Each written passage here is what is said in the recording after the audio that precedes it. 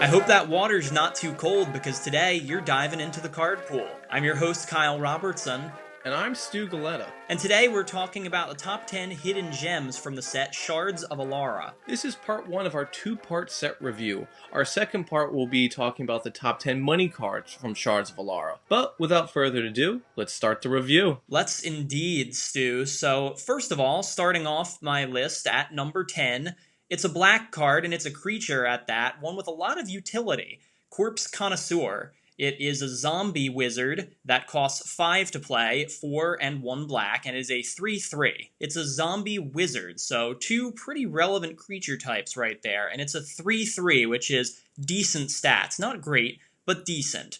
When Corpse Connoisseur comes into play, you may search your library for a creature card and put that card into your graveyard. If you do, shuffle your library. It also has the Unearth ability, where for 4 mana, 3 and 1 black, you can pay it to return Corpse Connoisseur from your graveyard to the battlefield and have it get haste, but it gets exiled at the end of the turn. You can also only unearth as a sorcery. This is a pretty cool card for a number of reasons, not least of which is that it's basically the creature version of Buried Alive. Many of you know that Buried Alive and Entomb and some other similar cards as those are very, very good because putting anything from your deck into your graveyard can sometimes be even better than putting things from your deck straight into your hand. It's kind of like a reverse tutor, but enables lots of different graveyard shenanigans.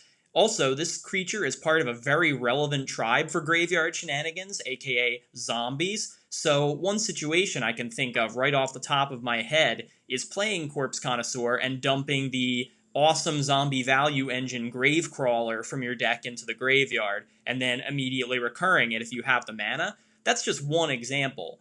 Where Corpse Connoisseur is really a home run, though, I think, is this Unearth ability, because just having it get the ability when it entered the battlefield would be pretty good as it is, but the fact that you can use it a second time, especially on a 3/3 hasty body that comes back for 4 mana, even if it's only for a turn, that's still pretty solid. I love the Unearth ability as a whole in Shards of Alara, and you'll be able to see that with some of my other picks. But overall, I thought Corpse Connoisseur was a really solid way to start things out. Not flashy, not fancy, just a really good role player in a lot of decks. This is a great utility card, and it does a lot. And the reason I really like this card as well, Kyle, is because it's on a stick or on a body. Like, we see cards like Recollect, and pretty much like Eternal Witness is Recollect on a stick. And the reason why people are between the two is sometimes just playing the sorcery version, like you said with Entomb, is a little low impact. Like, sometimes you need a little bit more field support in order to make it so it's more impactful.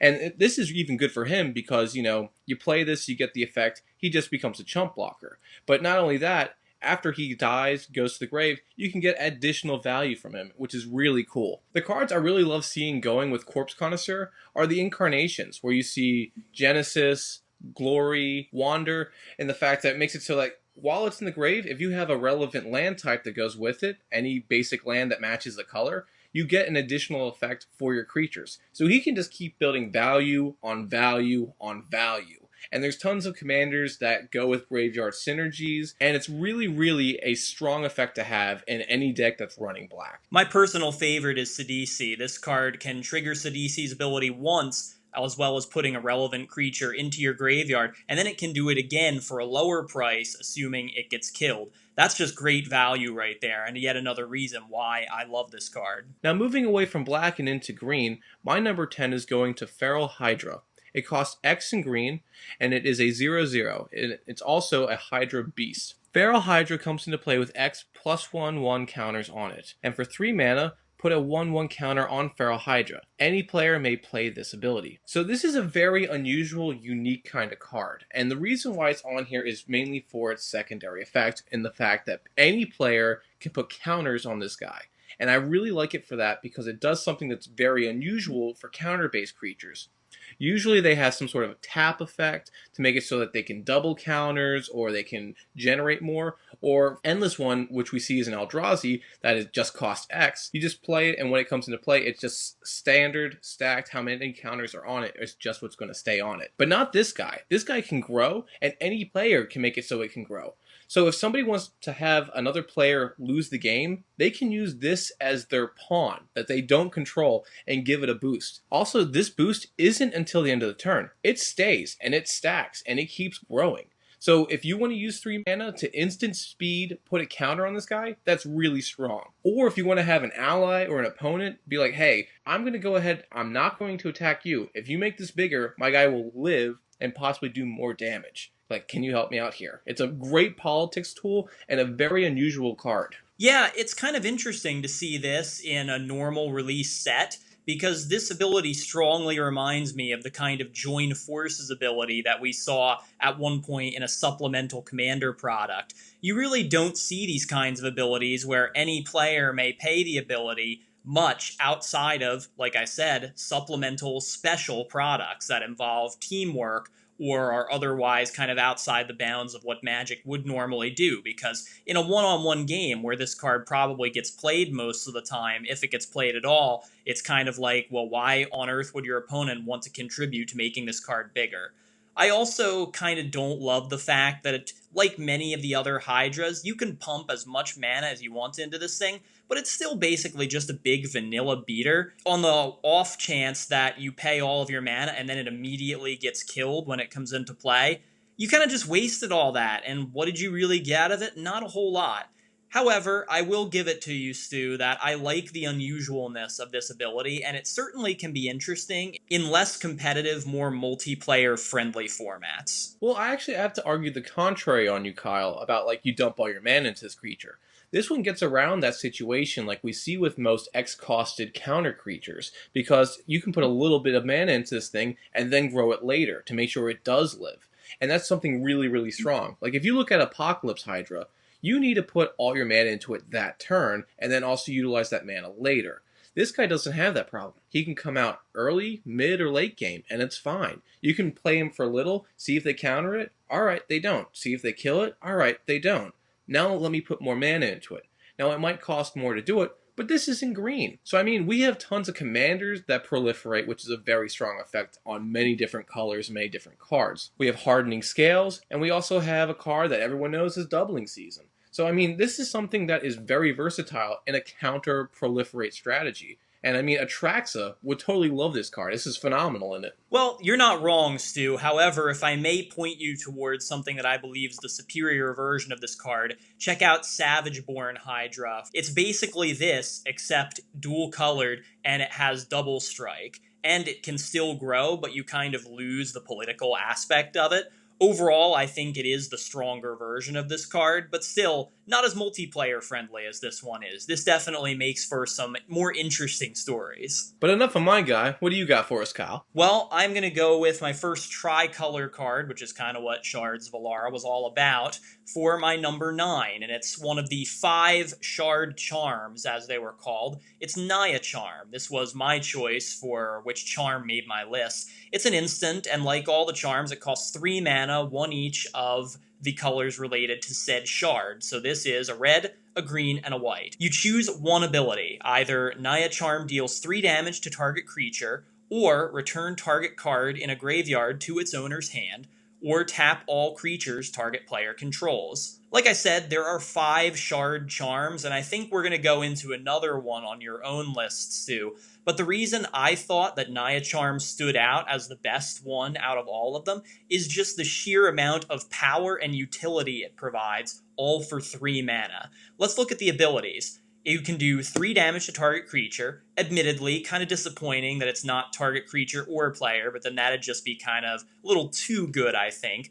3 damage doesn't kill everything, but it is more or less in the early game a very serviceable removal spell. It kind of degrades as the game goes on, but 3 damage for 3 mana at instant speed to kill off a creature is not necessarily all that bad. Where the real money on this card is, I think, is the second ability, where it's basically an instant speed Eternal Witness. Obviously, the color commitment is a little more intensive, but just think about that. Instant speed Eternal Witness, that is pretty darn good, and I think that's all there needs to be said about that. Another really interesting ability is the third one, tap all creatures target player controls. I like it because that can be either offensive or defensive.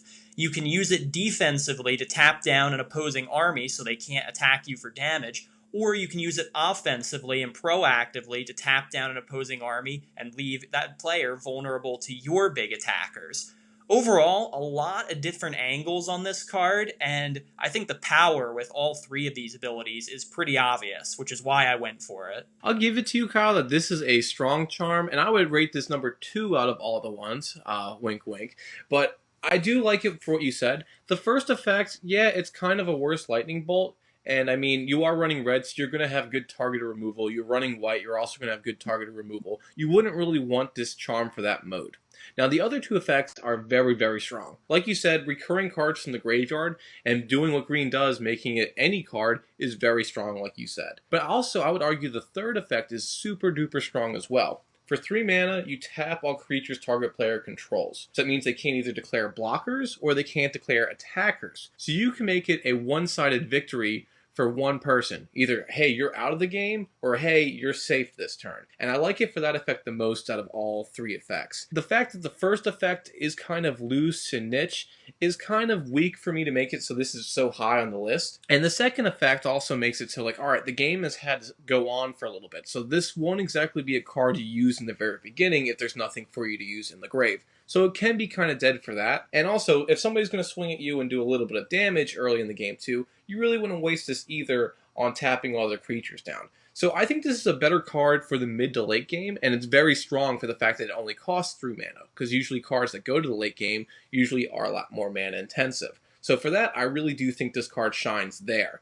However, it is a little niche early on, and that's my only flaw I see for this card. Well, I guess I can't argue with that. You're probably not wrong. I want to go to your next card, though, Stu, because I actually wanted to talk about this card, but I just couldn't even wrap my head around it. Like, what even is this thing? Yeah, and that's the reason I wanted to go with this card as well. It's just as obscure as my card before it. We're talking about Immortal Coil for number 9. It costs 4 mana, 2 generic and double black, and it is an artifact.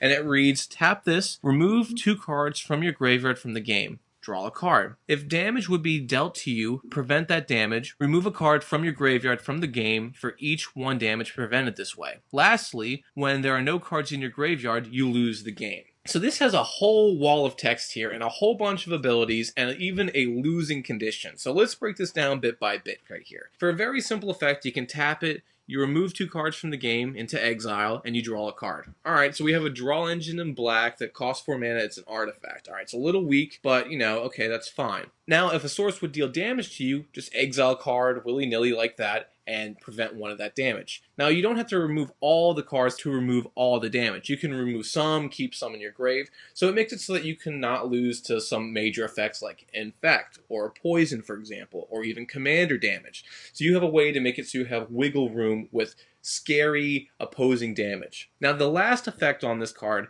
is the thing that makes you really not want to use it at first. If you don't have any cards in your graveyard, you lose the game. Now, anything that usually tacks a lose con on it is something almost every player stays away from, because why would you want to put yourself at risk for something if you don't have to? The reason why I think this card is interesting and sees play is that it's in black and it's an artifact. So artifacts have great synergies with one another. They can sacrifice each other, recur each other, and accumulate value from each other. Like we see with Card Clan Ironworks. There's infinite combos that go with this, just sacrificing artifacts. But this is also in black. Black has Dredge, black has Mill, black has Discard. So it makes it so it's real easy to grow your grave and keep feeding it. This card doesn't have to stay on the field forever. You can sacrifice it, pop it, return it. Brea is a commander where it's like, hey, you sacrifice a couple artifacts, you get some sort of value, you get some effect. So this would be a great card to have Brea leave on the field. Nobody's going to want to attack you. If you need cards in your hand, use the effect. Accumulate value. You'll be removing stuff, but I mean, it's giving you an advantage over other players. And I mean, if nobody's going to attack you because there's no point, they're just going to like lose their attack. They're open for another opponent to come in and swing at them. They're not going to swing at you. So this right here just makes everyone stop, think, and take you out of the equation. And that alone right there is really, really powerful. This card kind of reminds me of Gloom Surgeon, which is a black creature that whenever it would get damage dealt to it, you just exile that many cards from your deck instead. And it makes me feel a similar kind of way, which is I just feel in the bottom of my heart that there is some kind of way to break this card, but I don't think it's been invented yet. Immortal Coil is really such an interesting card in that it's just so bizarre. But as you said, Stu, the fact that you can easily lose the game from this card if you miscalculate with it is just a little too dangerous for my liking. I don't think I would play this card, and I was racking my brain to try and come up with a deck where this would really, really be good that puts enough cards into its graveyard to merit this. But outside of traumatizing yourself or really hardcore self-milling yourself, I can't really think of one. And if you are really hardcore self-milling yourself, why would you then be willing to just exile all those cards and throw them away? The one thing I will give you, though, is that it is a pretty solid draw engine, a pretty costless drawing a card every turn, which can be pretty good. It is an artifact, too, which gives it some additional synergies, but overall, I'm just kind of stumped on this card. I like it, and I really want it to be good, but I just don't think, as I said, the things that it needs to be good have been created yet. This card also reminds me of a different card called Demonic Pact, which basically had 4 abilities. It's an enchantment that you had to choose from sequentially every turn. One of them involved gaining life, one of them involved somebody discarding cards, but basically, at the end of those 4 abilities was one that said you lose the game. And if you don't get the Demonic Pact off the field before you get to your 4th turn with it, you are going to lose the game. Also very reminiscent of this card. And like what people were doing back then is also using Harmless Offering to make it so that, hey, I'll get the benefits and then trade it to you. Now you have to worry. This is the same kind of card that I would say people would like to do the same thing for. Now again, black isn't really into the whole control shift. You usually see that in blue or sometimes in white. So it's kind of unique in that field, but I mean, that would be the realm I would put it in. I mean, it's early for us to ask the viewers where they think this should go, but I mean, please let us know in the comments where you think this should be in Commander. Well, I would love to know as well, Stu, but actually, I'm going to take a turn away from Commander. I know that's a little odd for me and probably both of us, but I'm going to go to, for my number 8, a card that really captured my heart with playing in Modern. Number 8 on my list, as I said, is Agony Warp. It is a blue-black instant. It costs 2, 1 blue and 1 black, go figure. As I said, it is an instant that can give target creature -3/-0 until the end of the turn, and target creature -0/-3 until the end of the turn. The reason I became aware of this card was my very short stint as a Modern player, where I played a Grixis control deck of sorts, and Agony Warp was one of the bit players in that deck. Just because I think it's such a cool and such a useful and awesome card in general. You look at this card at first, and you don't really see how much value there could potentially be in it until you actually play with the thing. And in a lot of cases, this is a pseudo removal spell that can sometimes end up being not only even a 1-for-1, but a 2-for-1, or maybe even a 3-for-1 in one card. Because, look at it this way, at the very baseline of what this can do, you can give one creature both -3/-0 and -0/-3. Probably kills off a whole host of small, aggressive, good general creatures that are played in Modern. That is true. But think of this in strategic terms now, though. You have a couple creatures attacking you. You can use this one card to maybe kill off one of those creatures straight up by making it lose toughness, and then blank the other attacking creature by making it lose all the power that it was going to hit you with. There's a lot of ways that you can turn something like that even more to your advantage too by adding your own blockers into the mix. So just think about a situation where you end up killing one attacking creature, making one so it can't hurt you, and then blocking it with one of your own creatures so it trades out. This is just such a supremely awesome card. I love it. I would not probably play it in a more than 60 card format like Commander, just because in terms of removal in Commander, this is pretty weak. I will give you that. But if you're playing 60 card casual around the kitchen table with your friends, or if you're even playing Modern and you have space for a removal spell in these colors, I think you should consider this one. You might be surprised just how good it is. I'm a little off put that it doesn't deal damage, but I mean, it does make up for it in the fact that you get 2 targets. And I mean, that right there is super strong. If you're doing a multiplayer game, you know, you can make it so like all right, the guy that's attacking is getting this, the guy that's blocking gets this. And I mean, you can make it so it works out in your favor. You can remove something, you can make it so that something's being neutered a little bit, which is really good. But this could also potentially have a home in Commander. Any deck that typically runs Isochron Scepter would want this card in there because, I mean, instead of targeting one thing every turn, you have the ability to target two. And that in multiplayer Commander is super duper strong. Because, I mean, with that in mind, you have a way stronger political field. Because you can make it so that someone's attacking, they're getting totally wiped out. You're killing something potentially by giving it -3, which is like a lightning bolt continuously. And also making it so that an attacker is dwarfed. That's super strong. I can see your point, though, for it not being in Commander, since this is a one-shot kind of thing, where typically in Commander you want something to stick around and be able to accumulate value over and over and over again. But again, like I said, Isochron Scepter would make it so that you can get that advantage. I would even argue, Stu, that in a lot of cases, minusing like this card does is better than straight up damage, at least when it comes to creatures, because it gets around pesky indestructible effects and things like that, or things that can't have damage dealt to them. This card gets around both of those things, and I just think that gives it all the more reason to be played. I agree with you. And moving on to another card that I hope you agree with me to be played, I'm going to my number 8 with a card called Gift of the Gargantuan. It costs 3 mana, 2 colorless and a green, and it is a sorcery. Look at the top 4 cards of your library. You may reveal a creature card and or a land card among them and put those revealed cards into your hand. Put the rest of the cards on the bottom of your library in any order. We have a pseudo green draw spell, which is really, really strong. And the reason why I want to talk about this is it does something that green doesn't typically do. It makes it so that you can go through your deck, find some sort of answer that you need right there for a low cost. I'm going to point out 3 mana is always a low cost in just mono green. And you can make it so you get not only 1 card, but 2 potential cards into your hand. It doesn't say you have to hit both. You get to choose one or the other.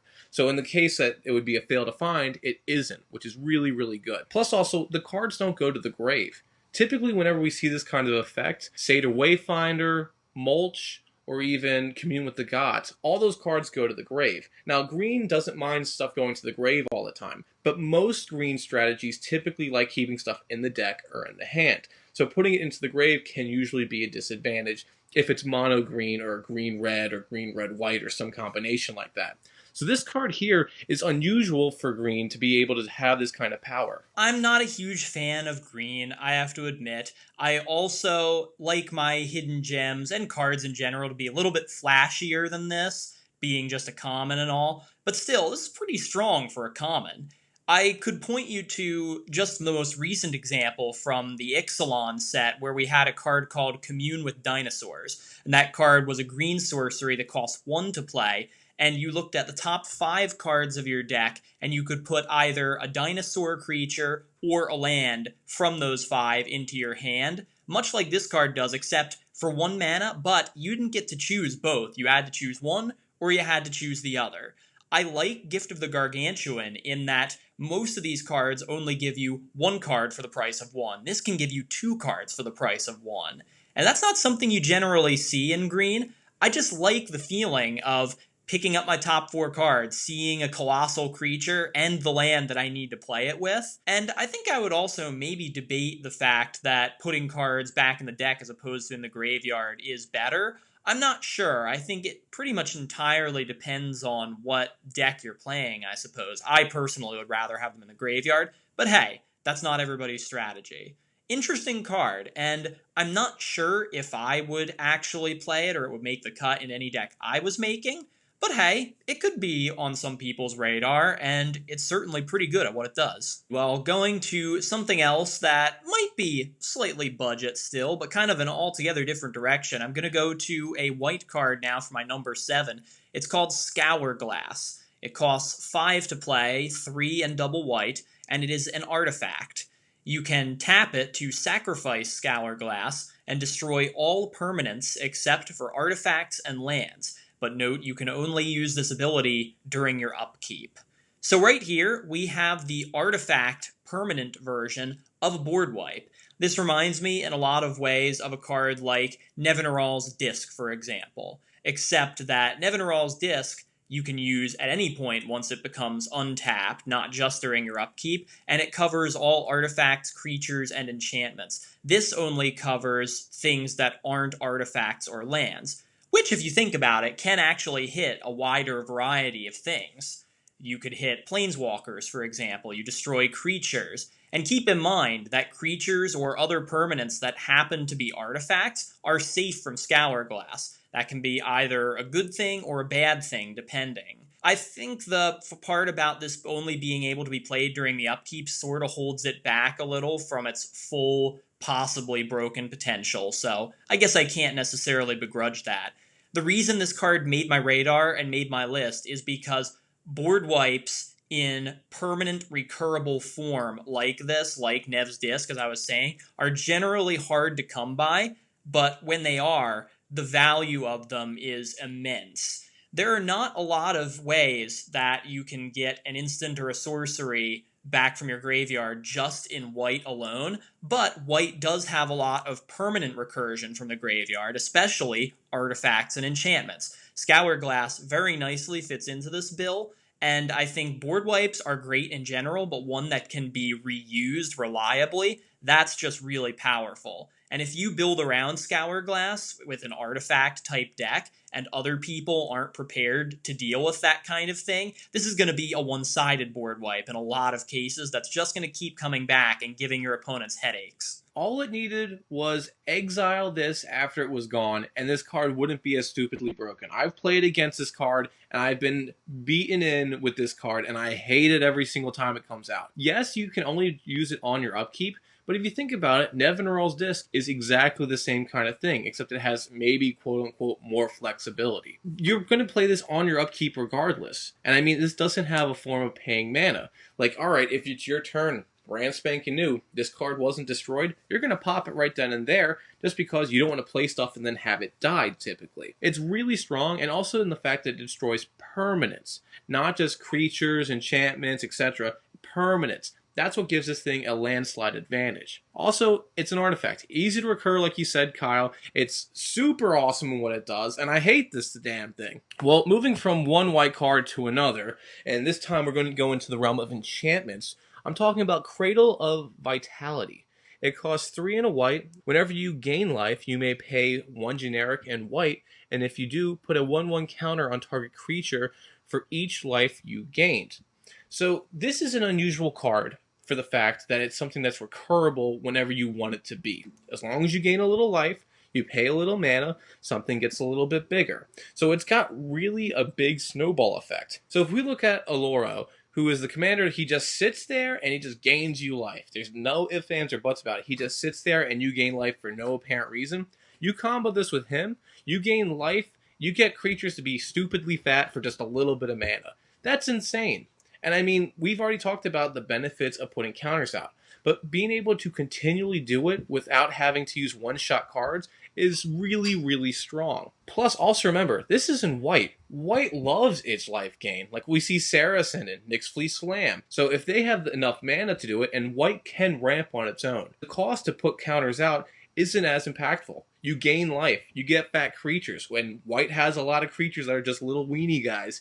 So now being able to make it so that they're these giant scary guys is nothing to sneeze at. Yeah, I have a couple reservations about this card, although I like it. One being the pretty obvious one that if this is on the field and you don't have any creatures, regardless of how much life you're gaining, it's not going to do anything. I generally like my cards to be guaranteed to do something regardless, so that makes me a little bit nervous about playing something like this. I will also note that this doesn't just go into any deck with white in it, or even any mono-white deck for that matter. It must go into a deck where you know you're going to get the best effect out of it, which is a deck that ideally has a lot of creatures or a lot of +1/+1 counter synergies or a lot of life gain and or hopefully both. There are some places though where this card is just amazing. Well, number one being Karlov of the Ghost Council, our Orzhov ghosty commander who gets bigger every time somebody gains life and can use the counters that he gets to exile creatures. Him and Cradle of Vitality are perfect partners in crime in a deck like that where most cards are going to be gaining you life. They just make your commander bigger, and not only that, they give you even more options for removing other people's creatures over the course of the game. I think this is a very, very niche card, even more so than ones that we've seen in the past. But where it fits in, oh man, is this a really powerful role player? Well, a commander that would really make this card shine is Tristani. She's able to make it so that your tokens populate, and by doing so, you gain life from it. So you're going to be able to continually get the life and a creature out there. And I mean, if you'd rather save your mana for something else, you don't have to use it. So I mean, yeah, you could gain life and not use this card because there isn't a creature out there. But I mean, you just gained life. How upset are you going to really be about that? Like, it's going to hit when it can hit if you want it to. And that's the best part about it. It's not obligating your mana. It's not forcing you to do something. It's just a backup contingency, just if you need to sit back or reserve yourself because someone's about to go nuts. Like, it's really good for that regard. And I mean, you can also gain life on other people's turns. So if you want to hold back mana, yeah, let's get some lifelink. I'll block. Let's put the counters on here. It's really simple to have something like that work.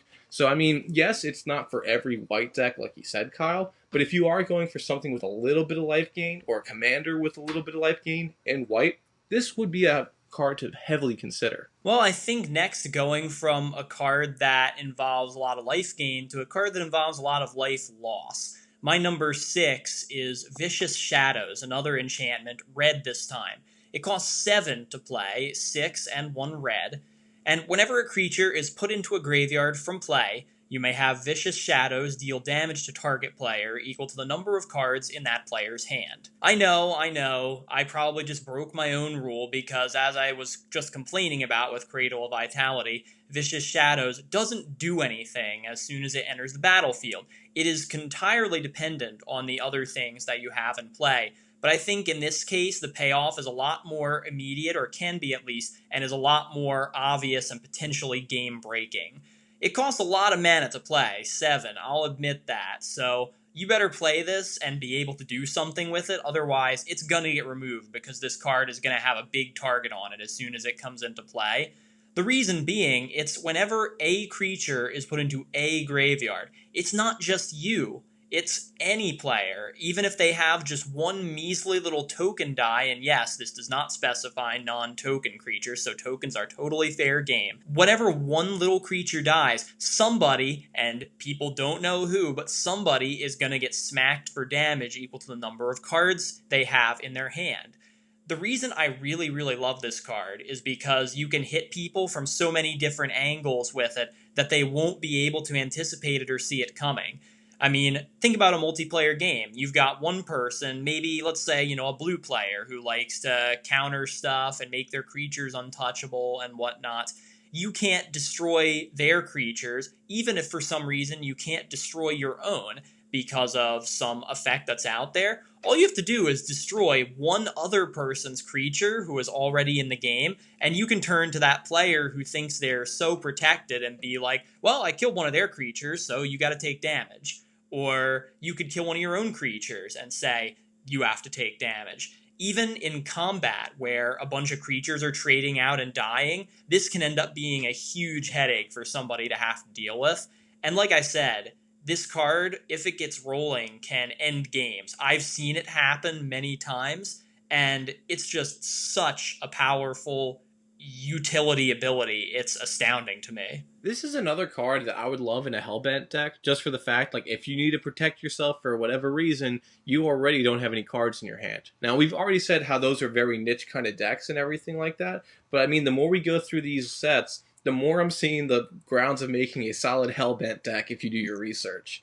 But Kyle, you love these punishing cards that are just so oppressive. These are sickening. I don't like this card at all. I mean, it's 7 mana, it's in red. I mean, it's hard enough to just bring that out, let alone once it is out, it just makes everyone regret that you got to 7 mana in the first place and played this card. Like, if somebody attacks, they block, they chump block, alright, that chump blocker died, they're going to lose life. So, I mean, they may not have lost life before, but they're losing it now. It seems very similar to the whole afflict kind of effect that we see in the Hour of Devastation, where it's like, alright, if I block, I'm taking damage. If I don't block, I'm taking damage. So it makes it so people have to make very grueling choices. And, I mean, red loves doing that to people. Black and red, they love doing that to people. I don't like doing that to people, so I don't like this card at all.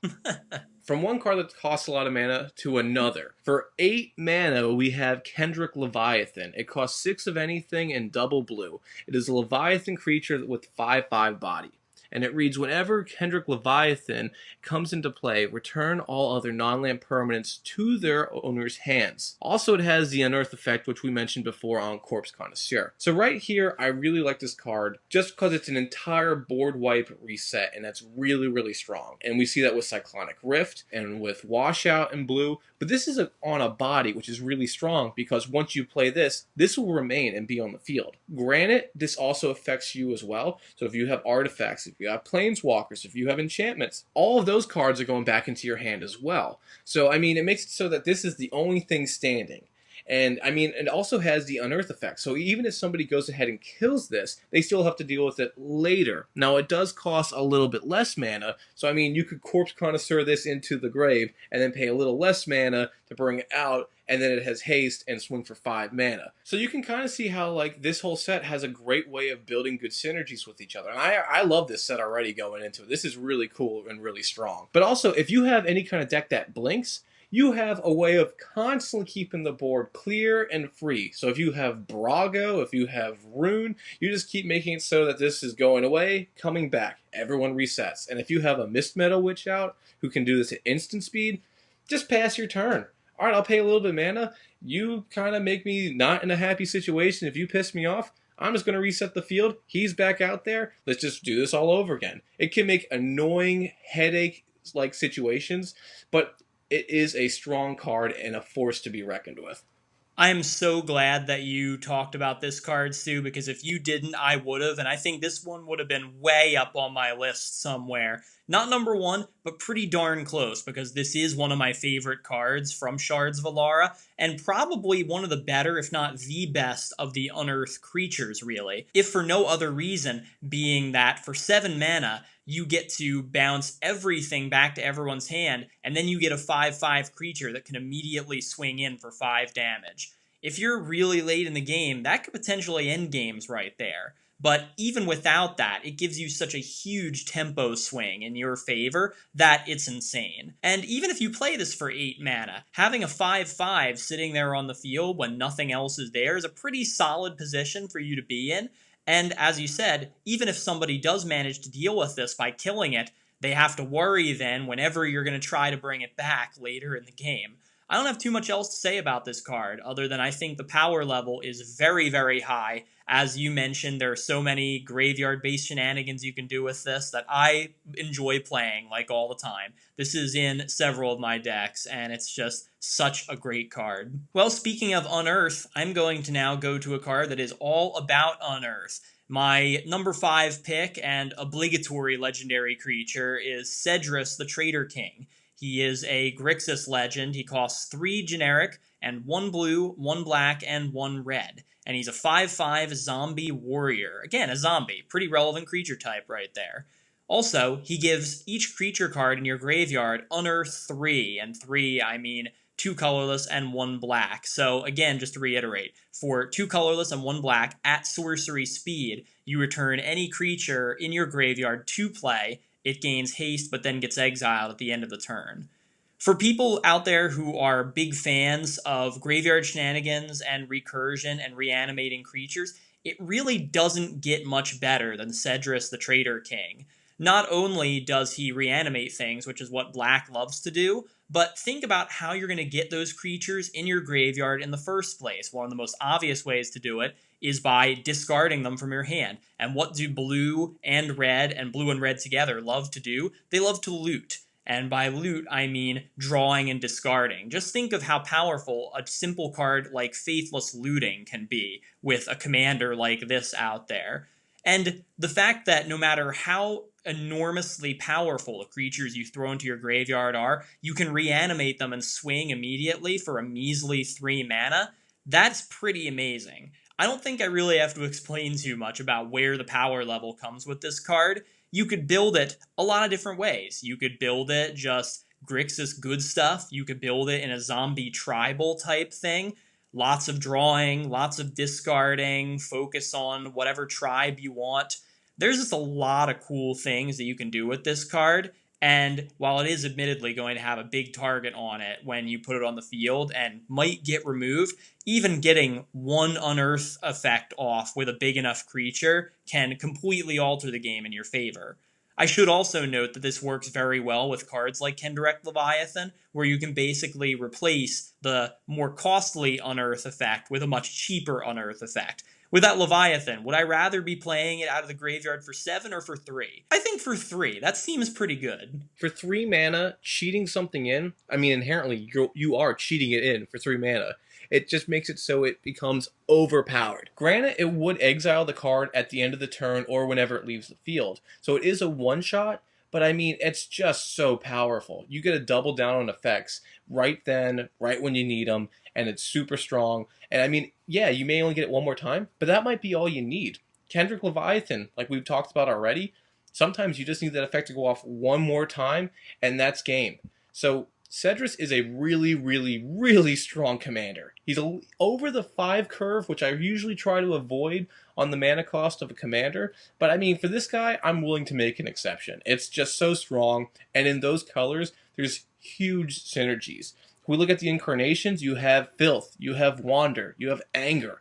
All those in the graveyard, that is extremely scary and extremely powerful. Because you can make it so you have flying, evasive, fast guys coming in for unstoppable damage. No one's going to want to face that. That is just terrifying right there. Well, funny enough, Stu, your next card actually works very well with Cedrus. Yeah, Kyle, this actually would go really well in that deck. It is called Covenant of Minds. It costs 5 mana, 4 generic, and a blue for a sorcery. Reveal the top 3 cards of your library. Target opponent may choose to put those cards into your hand. If he or she doesn't, put those cards into your graveyard and draw 5 cards.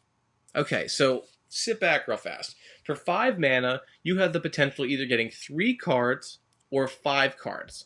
Now, more often than not, when you play this, those 3 cards are going to be revealed. If they're not all 3 lands, I don't see why an opponent would let you get something really strong as a board wipe, a combo piece, or some sort of way for you to fix your mana or ramp if they know that you're struggling with those things, because these cards are revealed. So typically, it comes down to a battle of like, all right, do I want to have a battle of the known or the unknown? And right there, it makes it really intense. Now, you choose target opponent. So again, politics, that's in Commander. We've said that already. But choose an opponent, can be an ally. Hey, these 3 cards right here, I want these in my grave. I'm playing Cedric. Like, all right, put those in there and give me 5 cards for free. You're doubling down on effects right there. That is super strong. Any card that has a contingency plan backed up on it is really good. It's not like you just reveal 3 cards, and if they don't like them, they go to the grave. It has a way to protect itself by giving you even more riches, and that is something that is just unusual that you see in Magic. I'm gonna kind of disagree with you a little bit here, Stu. I don't really love this card all that much. And trust me, I have thought about playing it on multiple occasions. I've seen it played on multiple occasions. But the problem with it is it just never really seems to work out the way you want it to. In all the times that I have either played or seen this card played, I swear I have never once seen a time where somebody chose to let them get rid of the 3 and draw the 5. Because even if you know what those 3 are and they're not great to be having used against you at some point, why would you give them more resources when you could potentially give them less resources? It's also, as you said, a question of, is the devil you know better than the devil you don't? I would argue 99.9% of the time it is, regardless of how good those 3 cards are. I'm also not a huge fan of simple, just by themselves, one-shot draw effects like this, unless, like maybe Factor Fiction or Blue Sun Zenith, they're just insanely powerful. I would argue that I would rather have a Factor Fiction instead of this in 99.9% of the cases. And even the fact that Factor Fiction is an instant, whereas this is a sorcery, doesn't really even enter into it. I think that a card like Factor Fiction puts you a lot more on an advantage as compared to your opponents than this card does. And like I said, I've never really seen this card work out the way you would like it to, 5 cards for 5 mana. I'm sorry, call me spoiled or whatever. That just doesn't seem like enough for me out of a card. I see your point with that, and it does make sense. And this isn't a card that's going to work every single time, and you are right about that. But however, let's say you're top decking, right? And now you just drew something that can give you an advantage by giving stuff into your hand. And you just happen to reveal cards that have instant synergies with what's on your field. If somebody sees that, hey, this now makes it so you will win the game, they won't let you get it. If it's a way to pull out infinite turns, they won't let you get that either. So, I mean, there are times where it will hit, and there are times where it won't hit. But I mean, you could say the same thing about a lot of the other cards. Even the modal one that you brought up earlier with your charm. That one isn't going to hit every single time either. You're going to have to wait for the right moment or pull a Hail Mary.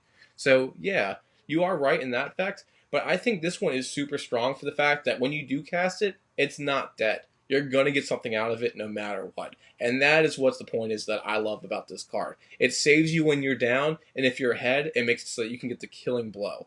And that is something that you always want to have in all your decks. I guess I can concede that. Speaking of additional value, though, my next card is pretty much the textbook definition of that. At my number 4, I have Broodmate Dragon. This is a 6-drop creature. It costs 3 and Jund, which is black, red, and green. It's a dragon, as you might have guessed from the name, and it's a 4/4. It also has flying. When Broodmate Dragon comes into play, put a 4/4 red dragon creature token with flying into play. This is very, very simple and not really all that flashy, except for the fact that it's a dragon, and dragons are super cool, and that's at least part of why this made my radar and made this list. But the value on this card is crazy. I mean, you have seen cards like Thragtusk, for example, and Siege Rhino become like the defining creatures of Standard during the time they were legal in it. When Shards of Alara was legal, Broodmate Dragon was the defining creature of Standard, just like any one of those were after it / before it. You would pretty much ramp up to this card, you play it, and the game's over. Because for 6 mana, you get a total of 8 power with flying. And a 4/4 creature, even though it's not quite the value you're looking at for 6 mana by itself, is nothing to sneeze at, especially when it has flying. When you get 2 of them, though, man, that is just very, very good. And imagine playing one of these and then following it up a turn later with another one. That is game-breaking right there. I mean, that just puts almost anybody in their place. Dragons are super cool, like I said, pretty much the main reason why this made my list, but I love playing this card in any kind of dragon tribal deck, or even maybe even a tokens deck that uses a lot of effects like Parallel Lives, which just make this card that much better. But having an additional enters the battlefield trigger for a dragon can be very relevant to cards like Dragon Tempest, for example, and can also be very relevant for cards like Udvara Hellkite that we've reviewed before that let you get another dragon for every time you swing with a dragon. Having more dragons obviously makes this much more likely, and therefore Broodmate Dragon is just a really all-around solid card for a deck in these colors. I have never truly been a fan of these kind of cards where the only thing they do is they kind of regenerate themselves and only at one point as well. I mean, as long as you aren't doing any other kind of tricks to combo it or synergize with like a doubling season, for example. It's very similar to a card like Armada Worm or even World Spine Worm, where the fact is like if this comes into play, you're getting a twin of it, which is really, really strong. I will agree with you, Kyle, saying that you are getting more bang for your buck because now instead of having one problem that they have to deal with, they have 2, and it's going over the mana that you paid for. And that is value, and they do work in their decks. There's no denying that. They are very strong in Jund, Selesnya, or even in colorless, like we see with Desolation Twin. Those strategies do exist, and they have their home, and they have those cards that work really well with them. But for me, usually when I have a creature enter the battlefield, I want something a little bit more than just another creature. I want it to either blow up something, or target something, or prevent something. Like we see with Cataclysmic Gearhulk, that one can board wipe. As we see with Thalia, it makes it so that, alright, now people have a problem. Like, I'm tapping all your creatures down. So I prefer something a little bit more of a higher impact. But that being said, this card is really good. It makes it so that one headache is now 2, and even if they can get rid of one, they still have another one to deal with later. And making it so that you have multiple blockers, multiple attackers, is always good in a multiplayer game. So it is a very strong card. Not strong enough for my list, but strong enough to be noted. Now, moving from a relevant creature type to a not so much one, my number 4 is Manaplasm. It costs 3 mana, 2 generic, and a green, and it is an ooze creature with a 1/1 body. Whenever you play a spell, Manaplasm gets XX until the end of turn, where X is the spell's converted mana cost. So, right here, we have a little guy with big dreams. He is swinging hard and he's swinging for those home runs. He is Babe Ruth's kind of wannabe fanboy. And the thing that I really like about this card is green loves its big fat creatures. They have huge mana costs, and green is the one that has the highest mana cost out of all creatures that exist in Magic. So being able to play this guy and let him sit there and then make it so he can swing in and go big is really, really strong. And also, this works for any kind of spell. Instants, sorceries, planeswalkers. If you ramp enough, alright, let me play a rampant growth. Alright, let me go ahead and play Chromatic Lantern. Let me go ahead and play something else. It could be little things that accumulate value, but make it so this guy becomes big.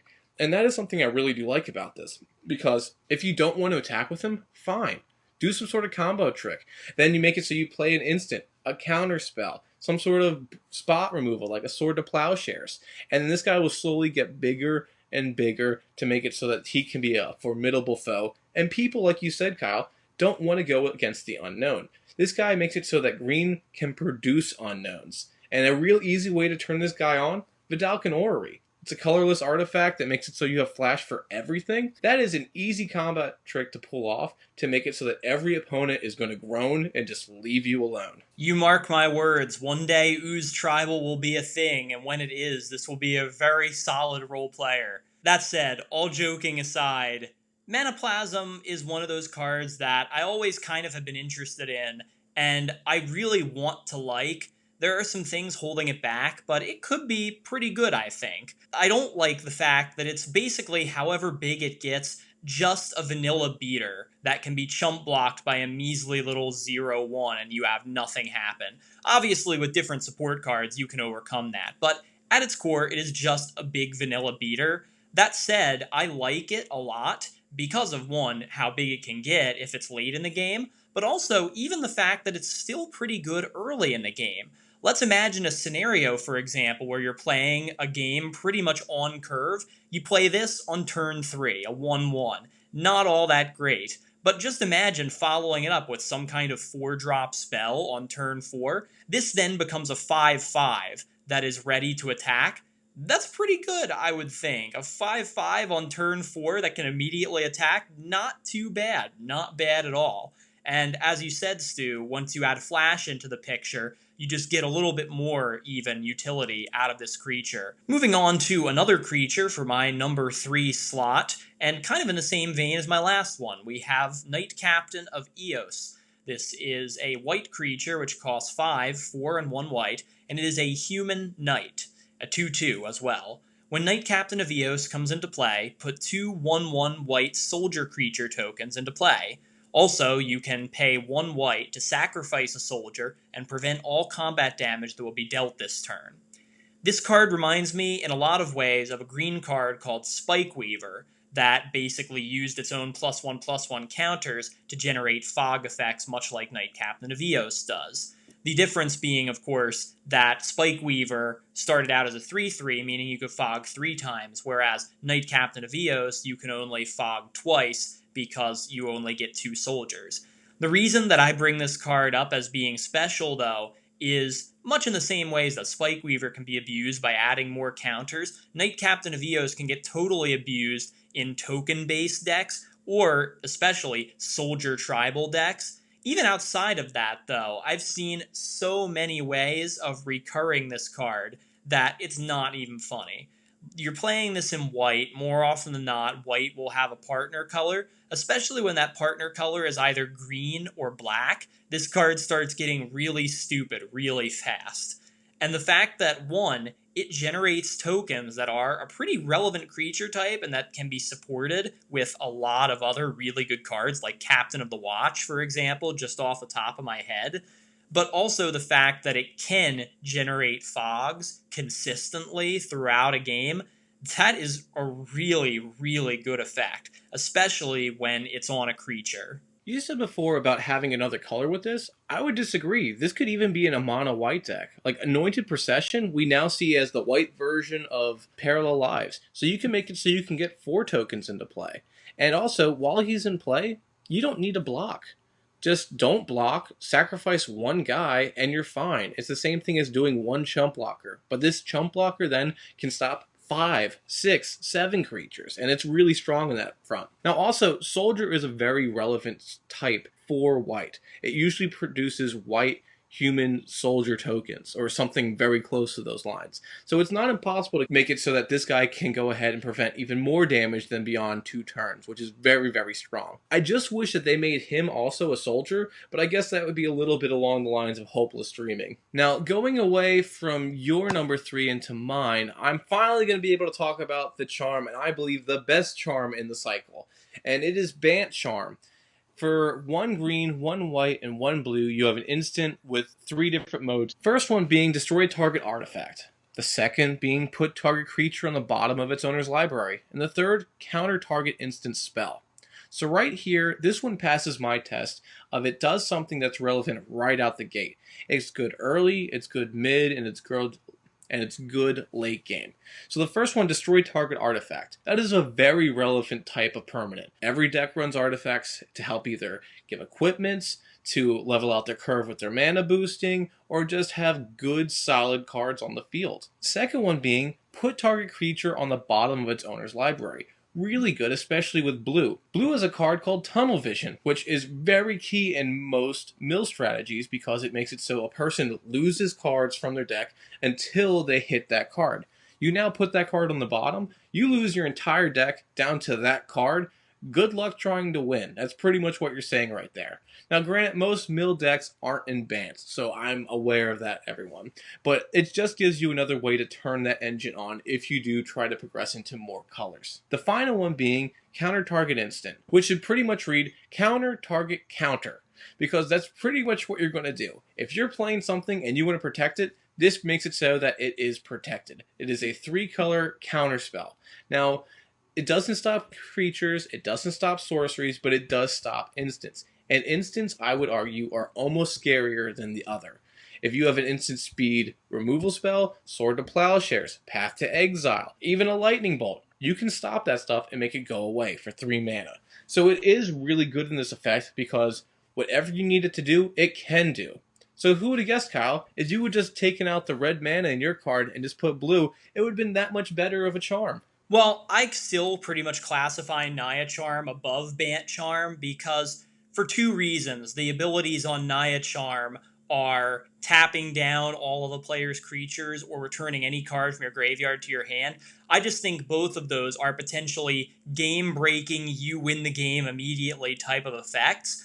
And while this is definitely a good card, Stu, I don't see this being the same as you win the game Naya Charm, basically. I think, on the other hand, Bant Charm is a very solid role player in a lot of decks, and a very good piece of spot removal. Destroying artifacts, always a good thing. Putting creatures on the bottom of decks, tucking a creature, if you will, that gets around pesky indestructible effects like some other cards that we have talked about.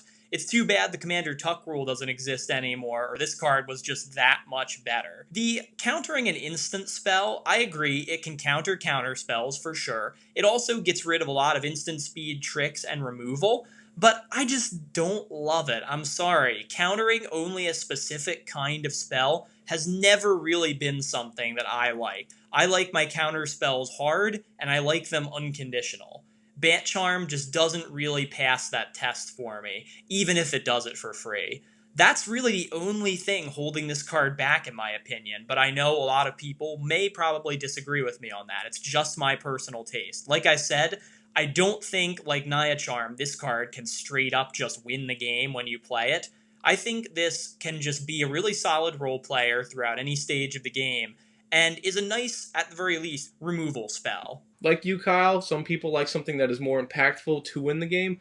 I like something a little bit more simplistic just to annoy you so that I then win the game. Well, speaking of simplistic, my next couple cards are that. That's not to say they're not good. I'll go to my number 2 right now, which is Knight of the White Orchid. It's another white creature. It costs 2, which is actually 2 white in this case. It's a human knight, and it's a 2/2 with first strike.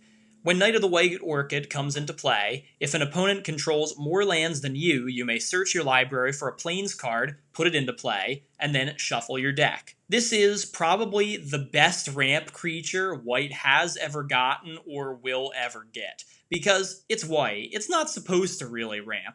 You do see these kind of abilities on certain cards, like most often Weathered Wayfarer and Land Tax, both of which only really work if other players control more lands than you, which is kind of White's thing. But in the most case, Knight of the White Orchid just being a 2/2 for 2 with first strike, that's a pretty solid body right there. You can't really ask for a lot more than that on just 2 mana. Additionally, the ramp, if you get it, that's great. If you don't, it doesn't necessarily hurt. But if you're kind of playing this on curve most of the time, and especially if you're not going first in a game, if you get to your turn 2, odds are there are going to be other players who have more lands than you at that point.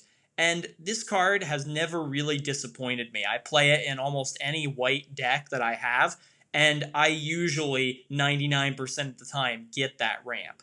It's also very notable for the fact that not only does it put the land that you get from your deck into play untapped and not tapped, it just says a plains. It doesn't say a basic plains. So you could get any one of the shock lands, you could get any one of the various other dual lands out there that share land types with a bunch of other lands. So really, this card is just a supremely good white card. Like I said, you don't get ramp too much in these colors, and especially on a really aggressive, powerful body all on its own. I'm actually surprised it isn't a mythic, because right there we have a 2/2 for 2, and it has first strike. That usually right there means it's enough to be a rare, maybe even potentially a mythic. But the second effect, where it puts a land into play, is so strong. This is why people are running Wayfarer's Bauble over Expedition Map, for example, because putting it into play is arguably better of putting it into your hand. But this does something the Bauble doesn't. It searches for any planes, like you said, Kyle. It blows my mind that this isn't a mythic, because if you look at a card like Cartographer, who does the same thing, it searches for a planes and puts it into play, it doesn't have any other effect. It just puts a planes into play. Whereas if it had first strike, yeah, it'd be a little bit better. But this one doesn't even need first strike. You could just give it the whole bring a land into play, and it would still be a good 2/2 for 2. So this is a card super underrated and should be in almost any deck that runs white. It's a phenomenal card. I'm almost surprised it's not your number one.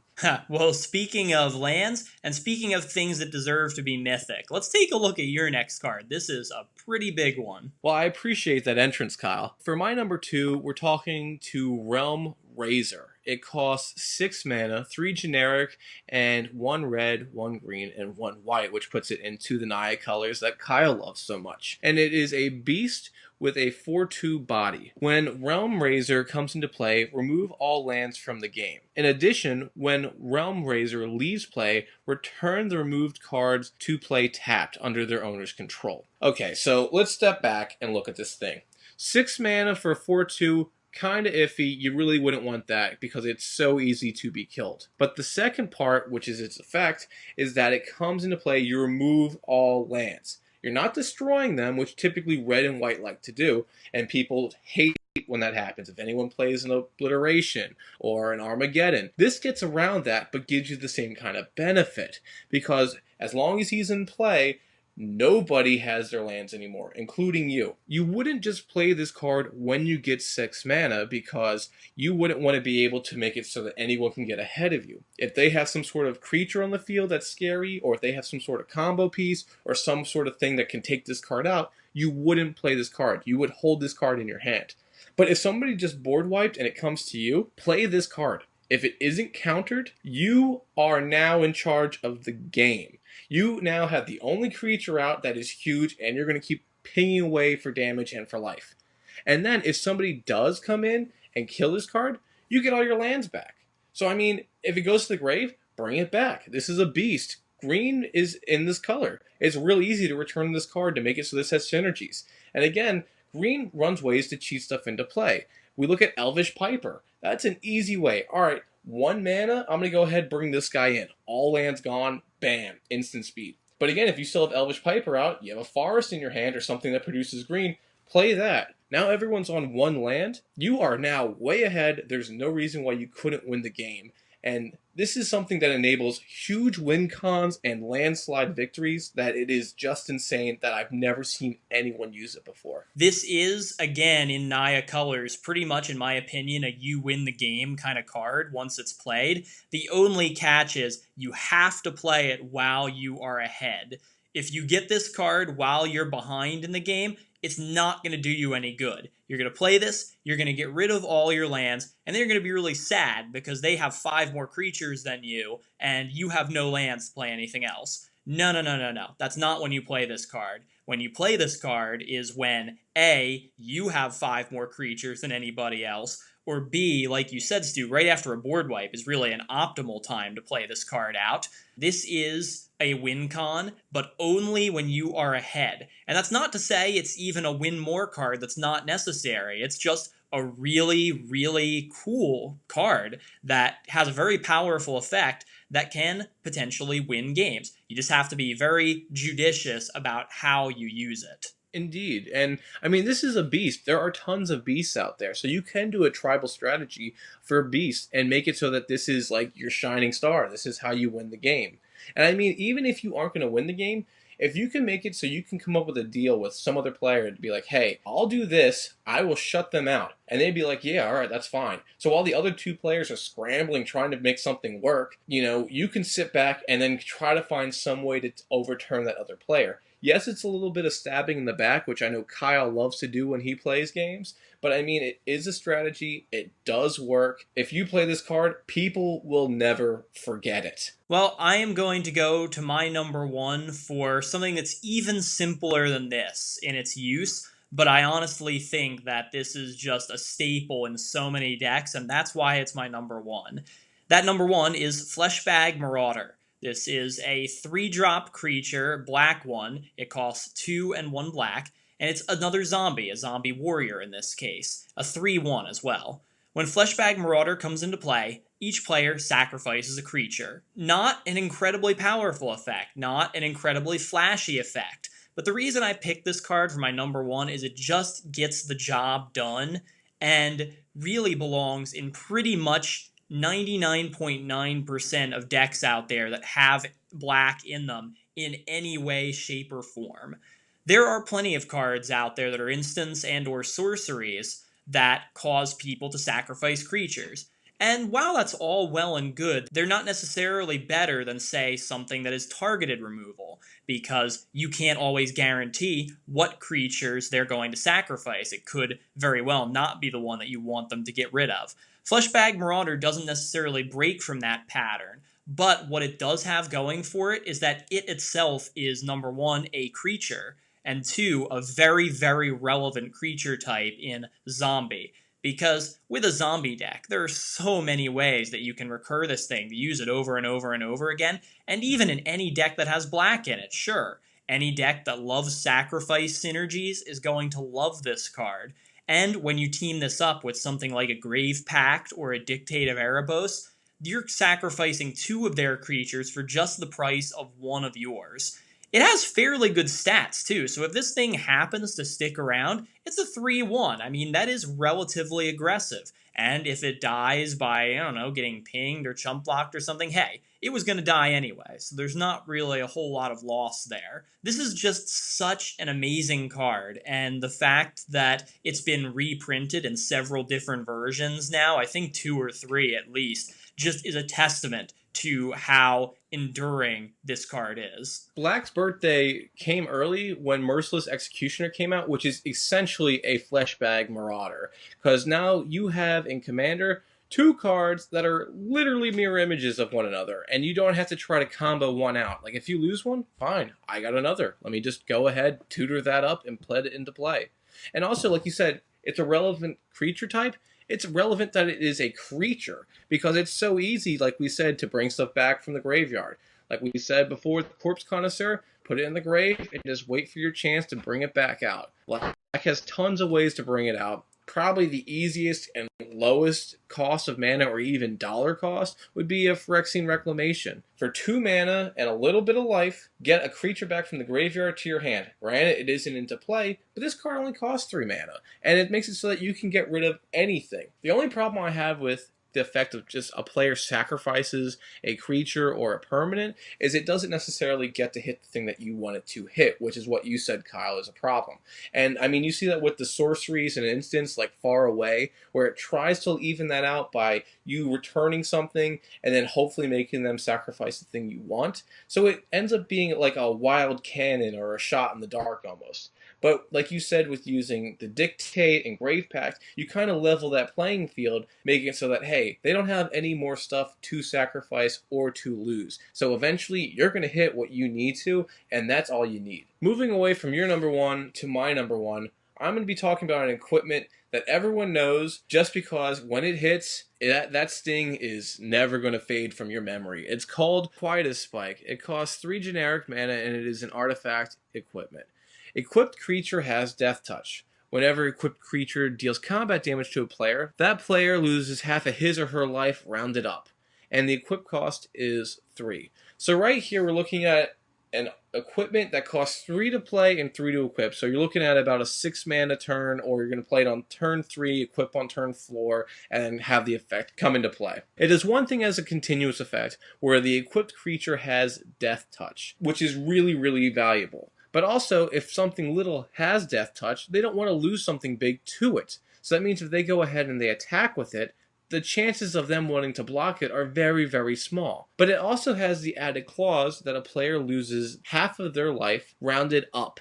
Now, that is super duper strong, and the reason why I love this card is because whenever you say an equipment, the first ones that go into everyone's head are the basic ones that just assist plays. So we're talking Whisper Silk Cloak, Lightning Greaves, but then you also talk about the oppressive ones, which are the swords, Sword of Feast and Famine, Sword of Fire and Ice, and also even the Jite. That is your hub of quintessential equipments that every deck will run if they had the room for it. But the one that is the second tier to that is Quietus Spike. Just for the effect that make it so someone can lose half of their life is something you cannot let up. For just a little attack, you have something like a Master of Cruelties on any creature as long as this equipment is out. Once that you play this equipment, literally everyone has to stop, think, and be like, am I wasting this removal spell right now? It's early in the game. Maybe they won't come at me. Maybe they'll come at someone else. The air becomes so tense that you can literally cut it with the spike. Anything that makes somebody lose more than half their life total with the swing of any given creature is something that should make you sit up and take notice. I don't love the fact that this doesn't give any other kind of boost, stats or otherwise, other than just giving the equipped creature Death Touch. It doesn't even give it real evasion, it just gives it Death Touch, which makes it a little bit more of a pain, granted, but still pretty manageable. Where this really shines, though, is in a deck with some more evasive creatures, like I mentioned. You slap this onto something that has flying, onto something that has menace, or some other kind of more tricky evasion like that, people are going to get really scared, and rightfully so, because this card can really just take away most of your life out of nowhere and leave you crippled for almost the rest of the game. I mean, if they put evasion on this card too, this would spike up to be a huge money card. Because, I mean, it's just something that it wants to have. So it's saying, hey, I'm giving you piece 1 of the puzzle. You need piece 2 or even piece 3. We've seen Rogue's Passage. That's a land that can enable this. But we also see creatures that have built-in evasion, like you said. Thada Adel is a phenomenal commander who is always known for swinging and swinging early and not having to worry about people coming at it. So that's a great example of that as well. Or even Thassa. Thassa makes it so that any creature can be unblockable if you really want it to. So it's not something impossible to throw online. It's just something that you need to make sure you put together right. And for good reason. Because if they made it so that any player is losing half their life just for no reason, people would be upset. And that's why people are upset about the one Sorin, because instantly your life becomes 10. Magister Sphinx, your life becomes 10. Nobody likes that. They want to have some sort of fighting chance to make it so that, hey, I made it so that didn't happen. I would say that this one is fairer in comparison to those two, because this one makes it so it's not just instantaneously like you have no out to it. Well, that's our pool time for today. If the water felt just right, stay tuned for our next video in which you can see us discuss the top 10 money cards of Shards of Alara as well. And if you like the toys that we had today, be sure to let us know in the comments down below. Do you use them in any decks? And if so, what are the commanders that run those? And if you feel inclined to let us know on Twitter, be sure to hit us up at mtgthecardpool or email us at mtgthecardpool@gmail.com. I'm Stu Galetta. And I'm Kyle Robertson, and we'll see you next time at the card pool.